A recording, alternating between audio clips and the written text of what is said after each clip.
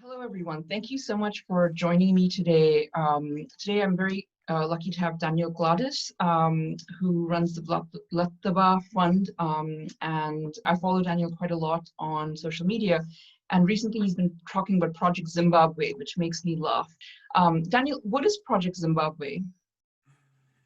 Oh, it's a phrase that I use to get people attention to what they can expect in the world. You may remember that several months ago I wrote in one of our letters to investors that we have gone through an ideological revolution in terms of how people think about monetary and fiscal policies, and very likely we are in for many years of money printing, and this will probably bring large currency debasement, in most of the large countries. And Project Zimbabwe is just a nice phrase to get people attention. Now, of course, I don't expect to have a hyperinflation like in Zimbabwe and to lose pretty much 100% of the currency value, but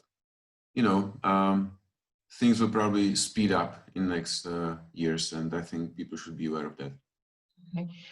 Investors are currently having a very good time with the markets being so up this year, despite the pandemic. Do you think it's time to be fearful when others are greedy, to paraphrase Warren Buffett? I think always, yes. It's hard to say when people are greedy, but I think markets were very greedy during summer, July and August. Then the characteristics of the market have changed at the beginning of September somewhat, in a way that the former leaders, the tech companies, are no longer leading the market. So despite of the fact that the market was up like 10% in November only, it's now more broad-based, so I think it's less greed, but certainly if you look at one stock after another, you find many where greed is probably manifesting itself, in a big way. So I think it's always time to be fearful when others are greedy, but I think it always makes sense to look for good investments because they are always available. Okay, so how are you approaching valuation of public companies in this current environment? We're doing still the same as always, and I think the most difficult is to stay sane, remain sane, because when every week I get one issue of Value Line, and that covers most of the large US companies, and when I go through it page by page, very often I find company that which valuation doesn't make sense at all, and there's quite a lot of them.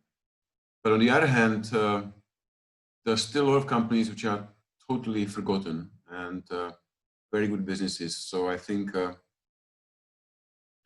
investing always remains the same, and that is to buy something that has price lower than its value, and just shouldn't give up the usual standards in terms of what the value is actually.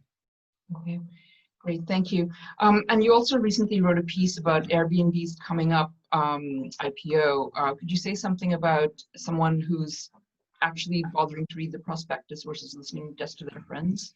Yes, it's not very often that a company that is so well known and used by people like Airbnb is having an IPO. So I was looking very much forward to read the prospectus and to see how the business looks in numbers. And I have to say I was quite disappointed for three reasons. Number one, it's not a startup really. It's more than 12 years old company, and I would expect that by now they would be showing some signs of profitability, but no. They lost 670 million last year on 4.8 billion of revenues, which is quite a lot. And even worse than that, all the main cost items were actually worse in terms of percentage of sales, which is the opposite of what you want to see. So that was surprising to me.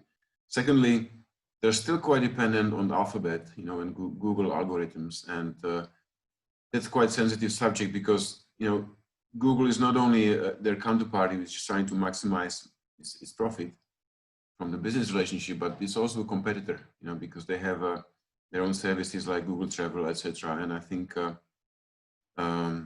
this could be a problem for Airbnb. And third, there's a lot of stock-based compensation that would have to be recognized at the time of IPO. It's more than $3 billion, which also means that the historic profitability or non-profitability is actually worse than it looks because these costs were not recognized. And they would have to be probably present in a big way in the future as well, because, you know, loss-making business probably have to continue paying people in stock. So I think, you know, the picture is even worse. So I'm sure, you know, the IPO will find buyers because all the loss-making companies did in the last couple of years. But I think people should be careful. And I recommend that they should actually read the prospectus because it's quite interesting reading. Thanks very much, Daniel. So, and we'll hope to talk to you about all these things next year. Thanks. Yeah, thank you, Malika.